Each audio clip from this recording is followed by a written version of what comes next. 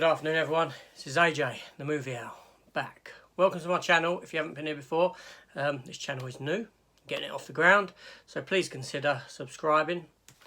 Give me a thumbs up at the end if you like the video. Hit the notification bell so you learn about all my upcoming content or when I post something new. And leave me a comment and I will get back to you. So, anyway, today I'm going to be reviewing Snake Eyes. No, not the Brian De Palma film starring Nicolas Cage. I'm talking about the new 2021 G.I. Joe movie, Snake Eyes. Otherwise known as Snake Eyes, G.I. Joe Origins. Not a good start, because that gives me reminders of the Wolverine Origins film. Yeah, but there you go. So I had the privilege of seeing this film. I sat down, I got to watch it yesterday. So the film is directed by Robert Schwentys. I can't pronounce the geezer's name. If you can, good luck to you. Anyway, he has directed a few films that we are aware of. He's directed the Bruce Willis film Red, R.I.P.D., two of the Divergent movies. Not looking good, is it? Yeah, Red was okay. The film has a running time of 2 hours and 1 minute. Now, obviously, this is the third G.I. Joe movie, but it has got nothing to do with the other two that came previously. Or it's his fourth G.I. Joe movie, because there was an animated one as well. But yes, the third live-action G.I. Joe movie, set within its own continuity. Like I said, nothing to do with the old ones.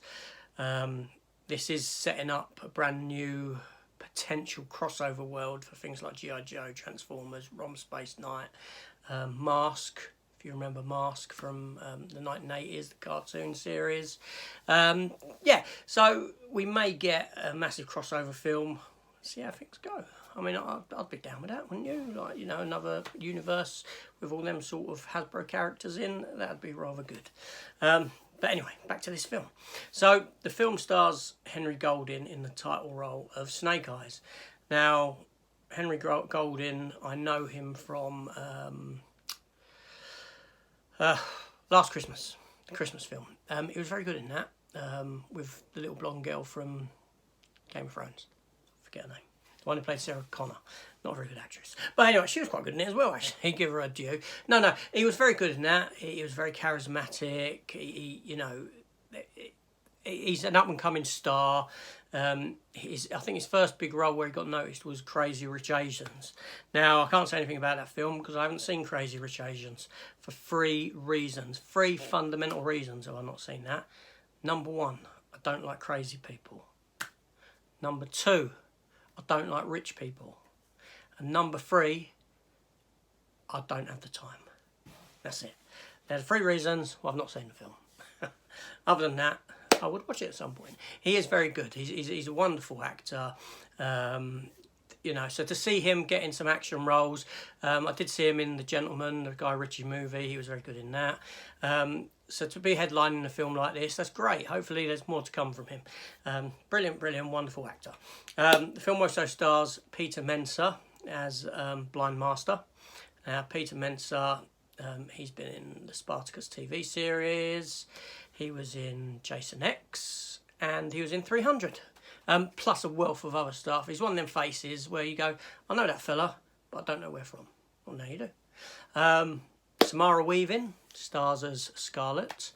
Now, Samara Weaving, she was in Ash vs Evil Dead. Great series. She was in Ready or Not, and the Netflix film The Babysitter. Again, she's a young, upcoming actress, pretty good. I think she's Australian descent. Yeah, and the film also stars Ursula Corbero as Baroness. I'm not going into the full range of actors because obviously there's a lot of Asian actors in it. Not to dismiss them, but I don't know who they are. But I'm picking out the ones that I know that are actually characters from G.I. Joe itself. Yeah, so there you go. Now, the budget for the film was $88 million. So, relatively small, really. But if you want to make a profit, that's the way you go. Currently, at the moment, the critic consensus on Rotten Tomatoes is 38%, which is pretty poor. But the audience score is 74%. Audiences seem to like this film. Yes. So let's get into it. Let's get into the plot. So the film opens with a very young Snake Eyes. You know, he's a young boy. He's with his father. They're in the woods. They come to realise that they're at Safe House. Within the first couple of minutes, Safe House gets attacked. Young Snake Eyes sees his father get killed. Jump forward in time. Young Snake Eyes has now grown up into Henry Golding, and he's like a cage fighter in them illegal cage fights, that sort of thing. He's doing that sort of stuff, but he gets approached by some fella who offers him the chance to find out who killed his father if he comes to work for him. So he ends up working for the Yakuza. He's working in the docks where they gut fish and shove guns into them to import guns to, illegally import guns to other countries and stuff like that. He gets called in, and he befriends another fella by saving his life, and they go on the run. This geezer actually works for this other community of people that were trying to infiltrate the Yakuza to stop them and their gun running. So so he goes there, and this is actually where he gets his training to become Snake Eyes, because it's a place where they train ninja and all this sort of stuff.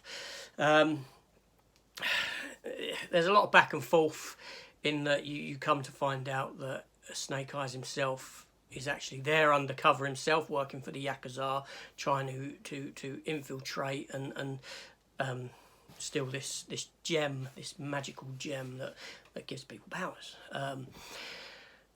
So you got a lot of this sort of stuff going on. The film goes back and forth with, is he on their side, isn't he on their side? So he's sort of flitting between this line of good, bad, good, bad. As the film goes on,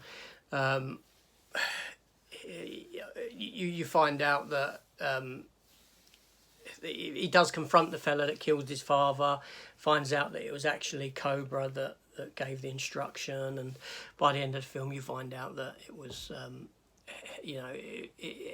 Henry's father, Snake Eyes' father, actually worked for the Joes and all this sort of stuff. I won't go into any more plot details. I've gone into spoilery territory without telling you.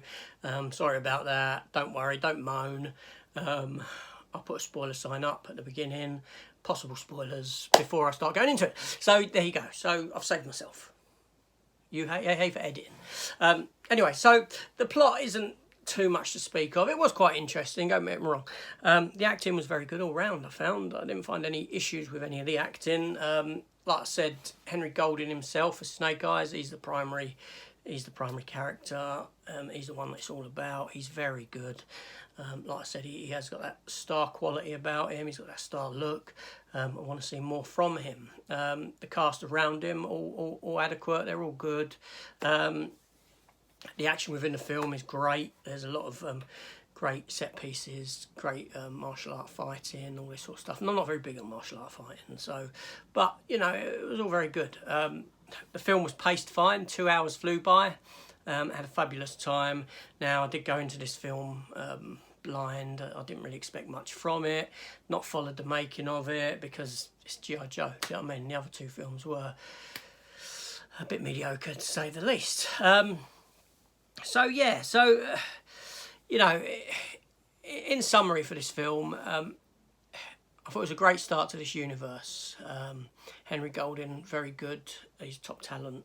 I want to see them build upon this. I'd love to see it. Does set up a sequel. There is a bit after the credits. I won't tell you about that, but do stay around to see that. It's very good. I want to see more. It leaves me wanting more. It's a bit like the Mortal Kombat film in that left me wanting more, but it felt lacking as well at the same time. This film didn't feel lacking. It felt like, this has given you top-notch story, beginning to end, a few twists, a few turns, a few surprises. There are other characters that pop up, and G.I. Joe Universe, I don't really want to mention them, obviously. That's why I've kept it quite condensed. I know, you know, you see it for yourself. It's a wonderful, wonderful film. I had a good time. It's the best G.I. Joe live action film to date.